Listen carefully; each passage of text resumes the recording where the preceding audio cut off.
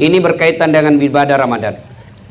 Jika ada di antara kita ini puasanya lengkap 30, tiap malam tarawih, akhir malam tahajud, tiap hari tadarus, akhir dia puasa iktikaf 10 malam terakhir, tapi sama tetangga di sebelah musuh, sebelah kiri bombeknya, di depannya si salah-salai, monribolana newe si Bali, semua dia musuh-musuh sama tetangganya.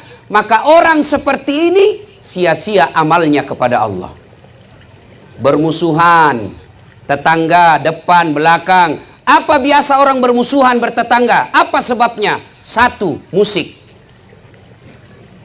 Tetangga punya tape baru, suka lagu dangdut. Tetangganya sakit gigi, lalu dia putar lagu dangdut yang tidak disuka tetangganya. Barangkali kita boleh berkata, radio-radioku, listrik-listrikku, saya bayar listrik, rumah-rumahku, saya mau kencang mau kecil urusan saya. Nah bilang tetangga tak, rumah-rumahku, pintu-pintuku, telinga-telingaku, kenapa musikmu masuk di telingaku? Coba, maka Bapak hargai tetangga, silahkan mutar musik, tapi jangan mengganggu tetangga. Bisa jadi tetangga lagi sakit atau bertengkar, kita putar musik, itu membuat orang bisa bertengkar. Apalagi yang membuat kita bertengkar, bertetangga, apa? Pagar. Pagar yang satu masyarakat biasa, yang satu masyarakat licik. Bikin pagar kalasi, curang. Pertama patoknya di dalam. Pagarnya di dalam, di luar patoknya, pagarnya di dalam. Tiga bulan kemudian dia perbaiki pagarnya, kayunya di luar. Berikutnya lagi, tancapnya lagi di luar. 1 tahun bikin pagar, dia ambil tanahnya orang 1 jengkal. Orang seperti ini, agama mengajarkan siapa yang mengambil tanah sesama muslim 1 jengkal, dipikul nanti di akhirat 1 petaka langit. Tangkis mako itu. Apalagi yang membuat orang bertengkar? Biasa apa? Tumbuhan. Tetangganya suka pelihara mangga, tapi tidak pelihara sampah. Dia tanam mangga besar, akhirnya mangganya nyebrang ke pagarnya tetangga. Akhirnya apa? Daun dan sampahnya yang nyebrang, tetangganya yang bersihkan. Menurut fikih hukum Islam, daun yang nyebrang ke sebelah, pohon yang ranting menyeberang ke sebelah, maka itu halal buat tetangga. Kenapa? Karena tetangga yang kasih bersih itu daun-daun sampahnya kita punya mangga. Tuh kalau sampah menyeberang. Nah, bila mahasiswaku, kalau istrinya tetangga Ustaz, bagaimana? Halal juga sebenarnya. Lain itu cilaka. Beda. Bapak saudara-saudara sekalian, apalagi yang membuat kita bertengkar tetangga? Apa? Tumbuhan, ternak. Tetangga pecinta bunga. Wah banyak. Apa yang mahal-mahal itu? Kembang cinta dan lain sebagainya. Nah, tetangganya hobi tanaman. Dia bagusinlah tanamannya. Tetangganya pelihara kambing, tidak diikat. Tetangga pelihara bunga, datanglah kambing, dia makan semua bunga kita. Bertengkarlah kita. Maka silakan pelihara burung, pelihara peternakan, tapi jangan sampai lalai akhirnya menyerobot tanaman tetangga. Apalagi yang kadang-kala membuat kita bermusuhan dan tetangga, apa? Anak.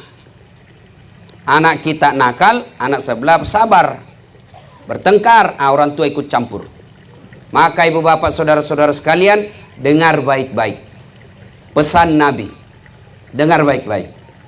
Atadruna manil muflis? Saudara-saudara sekalian, kau tahu siapa yang bangkrut di akhirat kelak? Tahu tidak siapa yang pailit di akhirat kelak? Bangkero imato ku akhirat. Semoga kau tahu. Macam-macam jawaban sahabat. Yang tidak sholat ya Rasul. Wah dia sholat, bagus sholatnya, rawatibnya juga cocok. Yang tidak puasa Ramadan ya Rasul, dia puasa Senin Kamis lancar. Yang tidak bayar zakat ya Rasul, lengkap zakat hartanya, zakat fitrahnya. Yang tidak haji padahal mampu, dia sudah haji, tiap tahun dia pergi umroh. Kalau begitu, siapa yang bangkrut ya Rasul? Nabi menjelaskan, jarusu wa khati'ur rahim, tetangga yang sama tetangganya dan yang memutuskan persaudaraan. Coba. Heran sahabat. Kenapa bisa bangkrut? Dia bagus sholatnya, bagus puasanya, bagus hajinya, bagus zakatnya. Kok bisa bangkrut? Nabi menjelaskan, betul. Hubungannya kepada Allah baik, tapi hubungannya kepada manusia hancur, maka amalnya kepada Allah habis hanya untuk bayar dosa-dosanya kepada manusia. Maksudnya apa ya Rasul? Dia setorlah pahalanya. Ya Allah, ini sholatku. Datang tetangganya, tunggu dulu. Saya pernah bertetangga di kampung apa namanya? Nah yaitu, saya bertetangga, mantan-mantan dia tentara, ada tembaknya, dia serobot saya punya tanah. Gara-gara tanahku diambil 1 meter, saya tidak punya got. Setiap hujan, banjir rumahku. 4 tahun saya selalu kebanjiran. Saya minta keadilan ya Allah. Saya mau lawan waktu itu, begitu saya mau maju, dilihat pakai loreng, ada tembak, nah mundur lagi.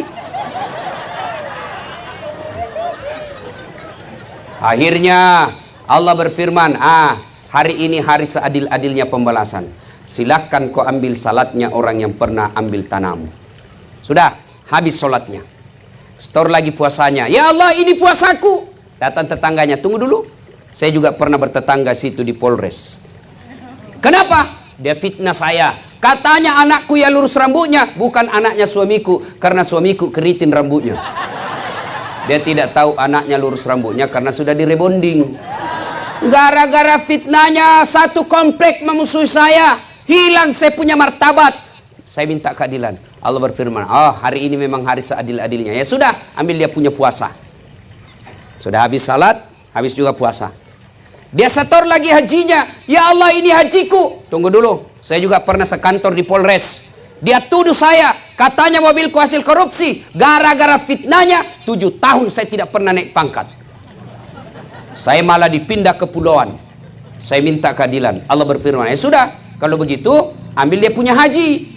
Habis seluruh kebaikannya, puasanya habis, zakatnya habis, sholatnya habis, hajinya habis. Masih ada orang yang pernah disakiti. Saya juga pernah. Disakiti itu orang, ya Allah. Saya di black campaign, akhirnya saya tidak terpilih. Saya difitnah kiri kanan, saya habis uang, tidak ada yang pilih saya gara-gara fitnahnya. Nah, sekarang saya minta keadilan. Lalu dia bilang yang tadi banyak amalnya, peko ni carana puang. Bagaimana lagi caranya? Sudah habis amalku. Allah berfirman, sini adil, biar sebiji sarah ada balasannya. Apalagi Allah, habis amalku, apa saya mau bayar?